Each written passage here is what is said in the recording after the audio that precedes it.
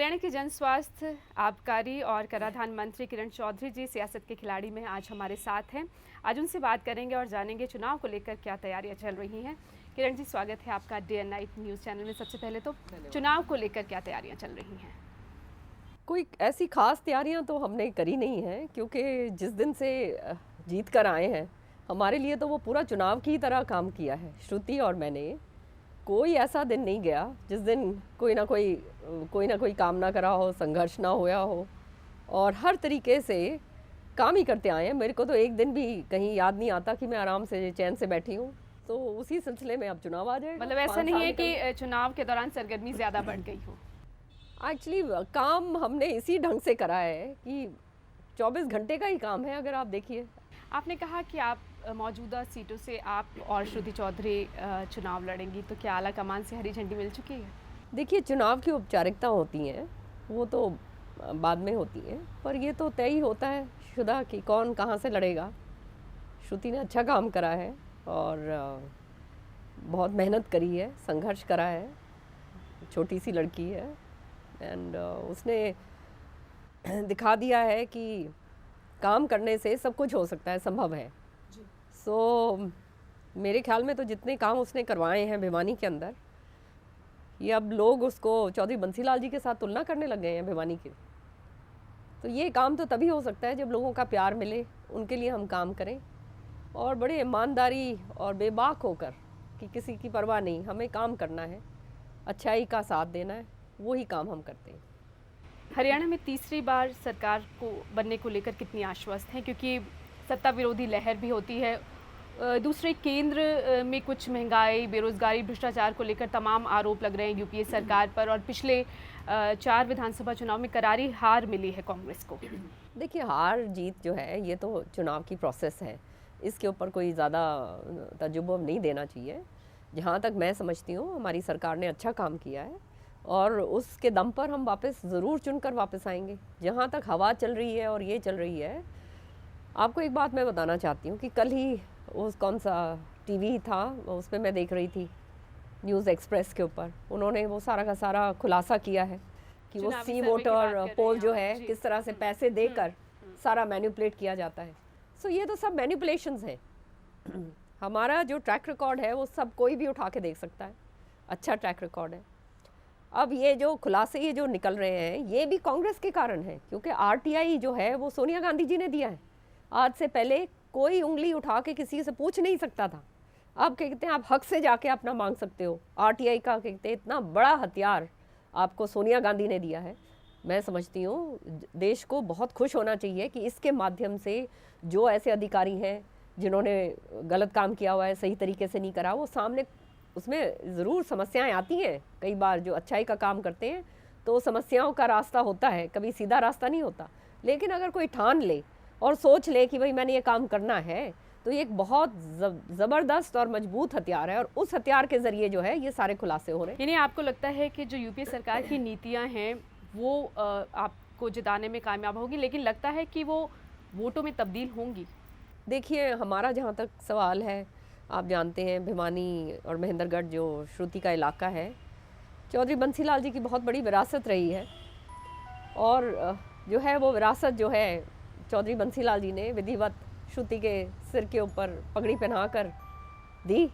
तो अब आप जानते हैं कि लोगों का हमारे से बहुत प्यार है, और सब जानते हैं कि हम दोनों माँ बेटियाँ, श्रुति और मैं, दोनों काम करने में तो हम कोई कसर छोड़ते नहीं हैं। जायज़ आवाज़ जो है उसको उठाने में कोई कसर नहीं छोड़ते हैं, और काम करवाने के अंदर भी कोई कसर नहीं छोड़ी है, ईमानदारी के साथ करा है। तो ऐसे लोग कहाँ मिलेंगे आज के दिन? राजनीति में आप देख रहे हैं किस तरह की लोग आने शुरू हो गए जो प्रदूषित करते हैं राजनीति को। तो लोगों को जैसे ही ये बात समझ आ जाए, और अब लोगों के अंदर अवेयरनेस आने लगी है कि अच्छे लोग अगर आगे लाएंगे तो ही इनका खुद कुछ होगा। ये आम आदमी पार्टी का असर है? नहीं, ये आम आदमी तो अभी आए हैं बेचारे। मैं तो ये 10 साल हो गए मेरे को ये जोर जोर से पोडियम से बोलते हुए कि जब तक आप अच्छे लोगों को आगे नहीं लाओगे, नुकसान नेता का कभी नहीं होता। नेता जो है जो ठीक नहीं होगा वो तो अपने मौज मस्ती करके निकल जाएगा। नुकसान किसका होगा? नुकसान होगा जनता का, और जनता का विकास नहीं हो पाएगा।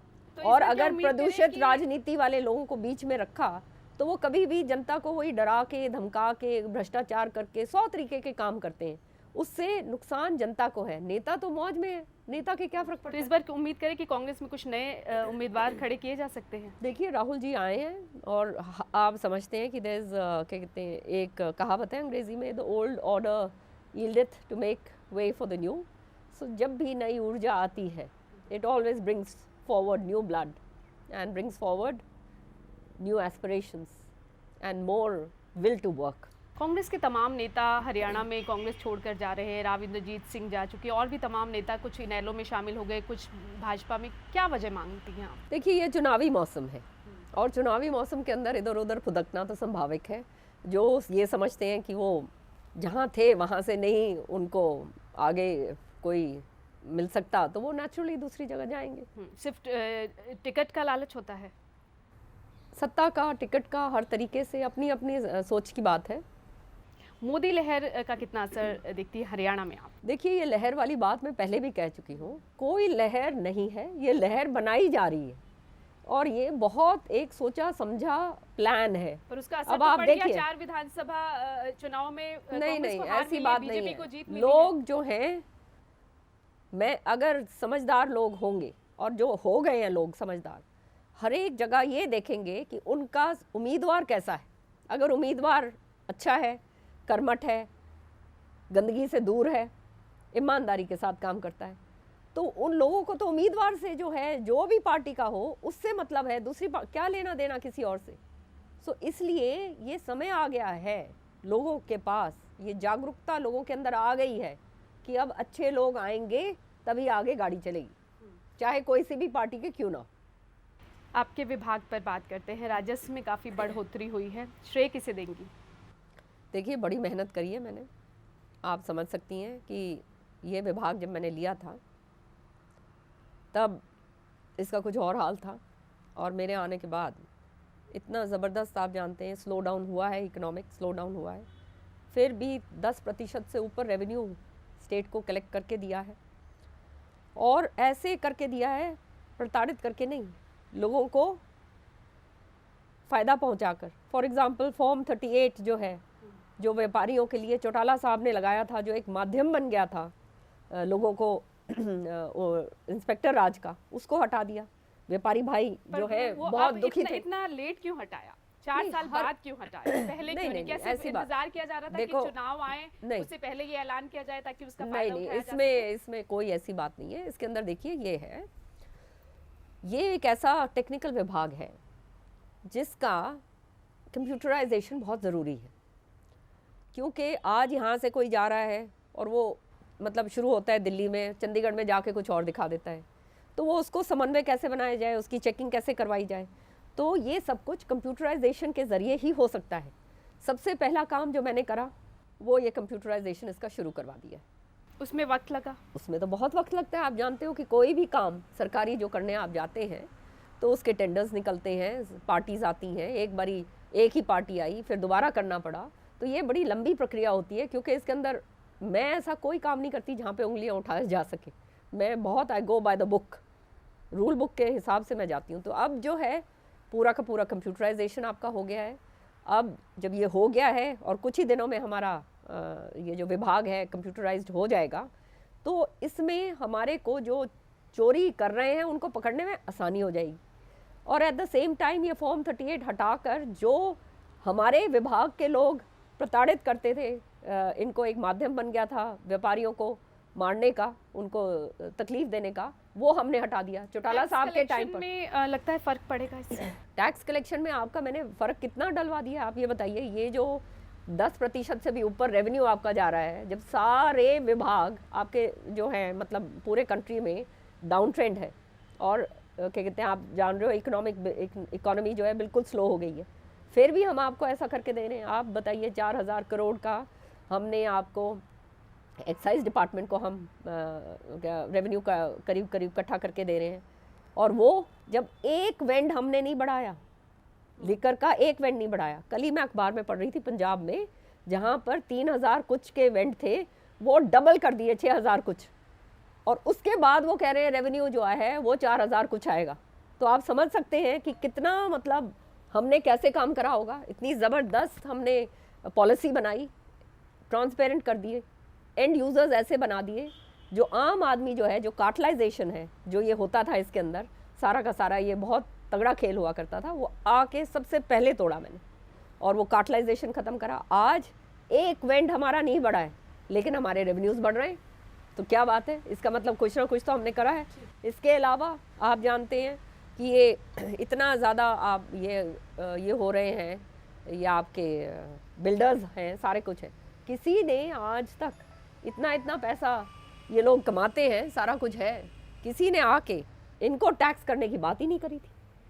मैंने जो है ये टैक्सेशन के नेट के अंदर मैं इनको लेके आ रही हूँ, 200 करोड़ रुपया जो है मैं हरियाणा सरकार को इससे दूंगी, तो ये सारा कुछ मेरे से पहले भी हो सकता है। काफी मेहनत मतलब करी आप अपने एक विभाग एक के चीज लिए। का मैं खुद अपने आप, I am hands on minister, और एक पैसा इधर उधर ना जाए सरकार का, उसके लिए मेरी नज़र रहती है। पब्लिक हेल्थ मेरा जो विभाग है दूसरा, सबसे पहले क्या काम करा, करोड़ों रुपए की हमारी ज़मीनें हैं विभाग के पास, और क्या कहते हैं सारी की सारी कब्जा करी जा रही थी अक्रॉस हर एक विभाग के पास। मैंने आके ऑर्डर्स करे कि जहाँ जहाँ विभाग की ज़मीन जहाँ जहाँ दबी हुई है उनके खिलाफ कार्रवाई करी जाए, जो लोग ये ज़मीनें दबा रहे हैं उनके खिलाफ कार्रवाई करी जाए, उनसे खाली करवाया जाए, और एक पूरी सूची बनवा दी कि ये सरकार की ज़मीन पब्लिक हेल्थ डिपार्टमेंट की है। आप जानते हो ये ऐसा काम है जहाँ पे सूअर, पानी, STP, वाटर ट्रीटमेंट प्लांट्स ये लगने हैं। आने वाले टाइम में ज़मीन इतनी महंगी हो गई है, कोई जो है इसके लिए अगर आप अधिग्रहण करेंगे तो बड़ी तकलीफ़ें आती हैं, पैसा भी बहुत देना पड़ता है।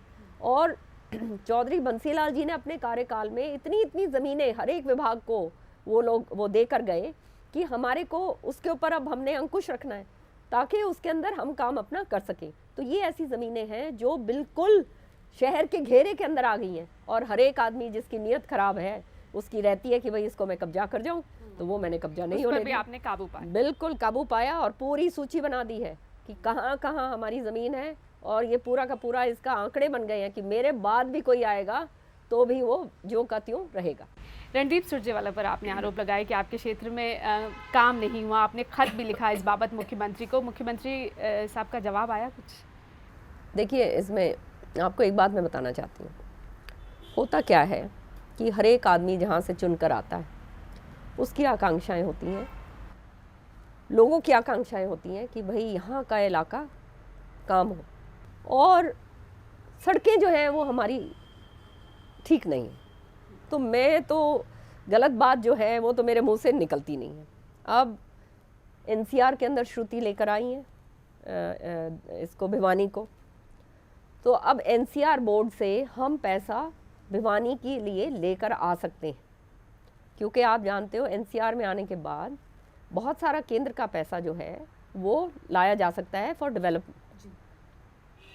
अब हमने बार बार गुहार लगाई कि हमारे को DPR बना के दे दीजिए, आपने एक पैसा नहीं देना हमारे को, कागजी कार्रवाई करनी, आप DPR बना दीजिए, डिटेल प्रोजेक्ट रिपोर्ट जो विभाग बना सकता है, वो आप अगर हमारे को दे देते टाइम पर, आज हम भिवानी के लिए हज़ारों करोड़ रुपया जो है हम लेकर आ सकते थे। कुछ खास मंशा है कि इसमें देरी की जा रही है? नहीं, अब ये जो देरी करी जा रही है तभी मेरे को बोलना पड़ा, नहीं तो मैं क्यों बोलती, आप समझ रहे हैं ना। अब कुछ काम में तेजी आई फिर अब देखते हैं, उन्होंने विधानसभा में खुद कहा है कि हम जल्दी करेंगे, अब भगवान करे कि जल्दी हो, पर जो सच्चाई है उससे बोलने में मैं नहीं मुकरती, क्योंकि हम यहाँ पर कांग्रेस पार्टी का झंडा बुलंद करने आए हैं, सोनिया गांधी का, राहुल गांधी जी का, और क्या कहते हैं लोगों को हमारे से अपेक्षाएं हैं, लोग हमारे जानते हैं, आपको मेडिकल कॉलेज मिल गया, आपको स्पोर्ट्स यूनिवर्सिटी मिल गई, भिवानी के अंदर जो बदहाल था, बदहाल, ना सीवर था ना पानी था,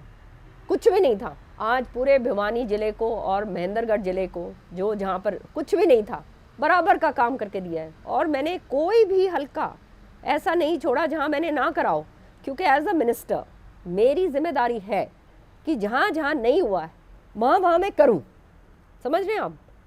मेरा इलाका बेशक है, पर मेरे इलाके में नहीं हुआ तो मैं करूँगी, जिसके और के इलाके में नहीं हुआ है तो जहाँ कहीं भी कुछ नहीं हुआ था वहाँ भी मैंने करके दिया है, बिकॉज एज अ मिनिस्टर मेरी जिम्मेदारी है कि मैं बराबर का आकलन सबको करूँ, और वो मैंने करने की कोशिश करी है, क्योंकि भिवानी के अंदर इतना बद से बदहाल हाल था, 5 साल पहले भी था मेरे से, अब आके क्यों ठीक हुआ? अब आके मेरे को ये जब विभाग मिला, कार्रवाई करनी शुरू करी, अब करोड़ों रुपए का जो है काम लोगों के लिए करा है। आप मुझे बताइए, आप अपने घर में रह रहे हैं, लोग वहाँ से पलायन करने शुरू हो गए थे, ना सीवर था ना पानी था, इतना जो है बारिशों के दिनों में पानी खड़ा हो जाया करता था। भिवानी में अभी भी लेकिन कहते हैं सड़कों की हालत खराब है। सड़कों की है, पर सीवर और पानी का आपका एंड टू एंड काम आपका हो रहा है। सड़कों की तो बहुत खराब हालत है, वो अब जो है पानी और सीवर के बाद अब सड़कों की हालत भी हम ठीक करवाएंगे। तो काम ऐसे हैं, चाहे थोड़ी सी देरी कोई अगर करने की कोई मंशा भी रखता हो तो काम करवाना हमारे को आता है। स्पोर्ट्स यूनिवर्सिटी और मेडिकल कॉलेज आ गया आपके इलाके में, लेकिन लगता नहीं है तब आया है जब चुनाव सर पर है, आपका कार्यकाल खत्म होने को है। क्या ये सिर्फ विपक्ष कह रहा है सिर्फ चुनावी घोषणाएं हैं, पूरी होंगी ही नहीं? क्योंकि वक्त कहाँ है पूरा करने के लिए? और अभी तो सरकार किसकी आनी है पता ही नहीं, सरकार किसी की भी आ जाए, किसकी मजाल है कि जो घोषणाएं हो गई हैं भिवानी के लोग उनको माफ़ करेंगे? अगर जो मेडिकल कॉलेज की घोषणा हुई है, जो श्रुति 4 साल से लगी हुई थी पीछे, वो घोषणा हो गई है, सोनिया गांधी जी के पर्सनल इंटरवेंशन से जो है वो काम किया गया है, राहुल जी के उससे, तो जो घोषणा हो गई है और वहाँ पे शुरुआत भी हो जाएगा। आप क्या सोचते हैं कल अगर कोई भी आएगा वो इसको रोक सकेगा? सवाल ही नहीं उठता। हम लोग बैठे हैं, कैसे रोकेंगे? इसमें दूसरी बात, आपका भी कुछ योगदान है या नहीं? किसका? ये स्पोर्ट्स यूनिवर्सिटी और मेडिकल हाँ, तो हम मुख्यमंत्री जी का भी हम धन्यवाद करते हैं कि देर आया दुरुस्त आया। धर्मवीर जी के साथ आपकी देखिए, आप खटास क्यों है? नहीं, आपको लगता है कि कोई साजिश रची जा रही है? देखिए, एक बात मैं आपको बताना चाहती हूँ, किसी का मेरा पर्सनल, मैं किसी के खिलाफ नहीं हूँ, ना किसी के मैं नाम से कुछ करती हूँ। मैं भिवानी के अंदर लोगों का काम करने के लिए आई हूँ। कई लोग ऐसे हैं जिनको ये काम नहीं पचता, अपने इलाके से वो जीतने लायक है नहीं, तभी वो दूसरी जगह आके भाऊ भाऊ भाऊ बेचारे करते रहते हैं। तो हमने तो कहा है कि भाई आ जाओ, जिसने आना है वो आए, कोई और आए, कोई और आए, कोई और आए, इलेक्शन तो लड़ना है। लोगों ने हमारे को देना है, अगर लोगों ने हमारे को मौका दिया दोबारा से लड़ने का, मतलब जीतने का, तो भाई आगे काम करेंगे। लोगों के ऊपर है, हमारा घर है, वो लोग हमारे परिवार, और उस परिवार के नाते अब लोगों ने तय करना है। हमने करके दिखा दिया, श्रुति ने और मैंने कोई कसर नहीं छोड़ी है। जैसे मैंने कहा, चुनाव तो अब है, हमने तो पिछले 9 साल चुनाव की तरह लड़े, इस तरह से काम करवाया, इस तरह से संघर्ष कराया। अब लोगों की बात है, अब लोग अगर हमारे को मजबूत करना चाहते हैं तो ज़रूर श्रुति को दोबारा लेकर आएंगे। हरियाणा कांग्रेस की गुटबाजी जग जाहिर है, लगता है कि इससे पार्टी को नुकसान पहुंच सकता है आने वाले चुनाव में। देखिए, गुटबाजी खाली हरियाणा कांग्रेस के अंदर क्यों आप बात करती हैं? कौन सी ऐसी पार्टी है जहाँ नहीं है? बीजेपी पे आप चले जाओ, वहाँ पर सारे के सारे लगे हुए हैं एक दूसरे के। चौटाला में आप चले जाइए, वहाँ पे लगे हुए हैं। कोई जहाँ 5 उंगलियाँ बराबर हैं तो थोड़ा तो कहीं मनमुटाव, ये वो कौन, और फिर आकांक्षाएं लोगों की बहुत ज़्यादा होती हैं, जगह उतनी है, अब उसके अंदर घुसने की सबकी कोशिश होती है। तो हर एक पार्टी के अंदर ये होता है, कोई ये कांग्रेस पार्टी कोई निराली इसमें नहीं है, इसमें हर एक जगह हमारे तो बल्कि फिर भी बहुत अंकुश है, क्योंकि हाई कमांड हमारी जो है बहुत सत्य है और बहुत स्ट्रिक्ट का रास्ता अपनाती है। बाकी पार्टीज के अंदर तो आप देख लो, छोड़ते ही नहीं है। पर लोगों के बीच जो संदेश जाता है सार्वजनिक मंच से, जब एक दूसरे पर वार किए जाते हैं, जो एक संदेश जाता है वो ये कि ये तो आपस में ही लड़े जा रहे हैं। नहीं, देखिए, लोगों को अब लोग समझदार हो गए हैं, उनको मालूम है एक तो लड़ाई है, किस चीज़ के लिए लड़ाई हो रही है, आप समझ गए। एक तो है वर्चस्व की लड़ाई, वो लोग समझते हैं कि ये तो अपना मैं की बात हो रही है। एक लड़ाई है उनके वर्चस्व की और उनके काम की, इन दोनों में अंतर है और लोग इस बात को समझते हैं। आपकी लड़ाई कौन सी है? मेरी तो लड़ाई यहाँ पे, मैं तो अपने कर्म के हिसाब से आई हूँ। अब मेरे को जीवन के अंदर चौधरी सुरिंदर सिंह जी के चले जाने के बाद कई घटनाएं ऐसी होती हैं जो जीवन को पूरा बदल देती है, और सुरिंदर सिंह जी को सारा कुछ होने के बावजूद चंद मिनटों के अंदर ऐसे जाते देखा है। तो ये चीज़ें जो हैं आपको एहसास दिलाती हैं कि बहुत कम समय है, ये मुसाफिर की तरह मैं यहाँ पर हूँ, और भगवान ने अगर मुझे ये कलम की ताकत दी है तो वो कलम की ताकत लोगों की भलाई के लिए मैं इस्तेमाल करूँगी, लोगों की भलाई के लिए लड़ाई लड़ूंगी, और उसके लिए कभी ज़बान अपनी बंद नहीं करूँगी। हाईवे में शराब के ठेकों को लेकर हाईकोर्ट ने आदेश जारी किए गए हैं, लेकिन अभी तक ये ठेके हटाए नहीं गए हैं। आप समझ सकती हैं कि ये पॉलिसी जब बनाई थी उसके बाद ये ठेकों की बोली उठती है। कोई हमारा कोई किसी को यूँ तो दिया नहीं जाता। It's a very open transparent process. तो ठेके जो उठे हैं वो बोली के हिसाब से उठे हैं, तो सरकार को उतना राजस्व मिल चुका है। अब उसको किस तरह से भरपाई हम कर पाएँ, we have to find a way and we will find a way. Rahul Gandhi ये कह रहे हैं, एक तो महिलाएं आगे आएँ, 50% वो महिलाओं को देखना चाहते हैं। दूसरी बात, एक युवा नेतृत्व की वो बात करते हैं। लगता है हरियाणा में हालांकि युवा नेतृत्व इतना दिखता नहीं है, क्या कुछ लगता है कि उनके इस संदेश के बाद कुछ बदलाव आ सकता है, कुछ युवा चेहरे और लाए जा सकते हैं इस बार नहीं, उम्मीदवार ये के बात तौर पर? मैं नहीं मानती कि नहीं ऐसा लगता। राहुल जी ने जो कहा है, अब हम जब यहाँ पे आए थे हम भी युवा थे।